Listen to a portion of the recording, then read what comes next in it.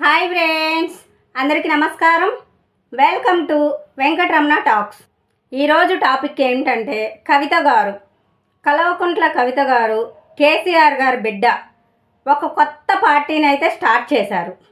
మరి ఈ టైంలో కొత్తగా పార్టీని స్టార్ట్ చేయాల్సినటువంటి అవసరం ఏంటి?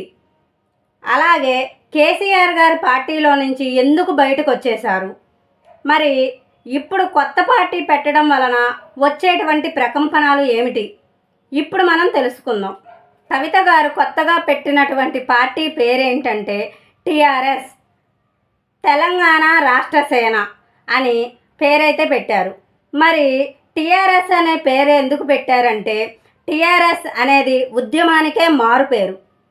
తెలంగాణ ఉద్యమం జరిగేటప్పుడు ఈ టీఆర్ఎస్ పార్టీయే తెలంగాణలో ఉన్నటువంటి ప్రజలలో చైతన్యాన్ని కలిగించింది. కవిత గారు కొత్తగా పార్టీ పెట్టడానికి గల కారణం ఏమిటంటే, ఫస్ట్ కారణం వాళ్ళ తండ్రి పెట్టినటువంటి పార్టీ నుంచి బయటకు వచ్చేయడం, రెండవ కారణం బీఆర్ఎస్ పార్టీలో భారీగా అవినీతి జరుగుతుందని చెప్పినా సరే పట్టించుకోకపోవడం, మూడవ కారణం కాంగ్రెస్ పార్టీకి సరైన సమాధానం చెప్పడం కోసం. ఇక్కడ మనకి 3 విషయాలు అయితే తెలుసుకోవాల్సిన అవసరం ఉందండి.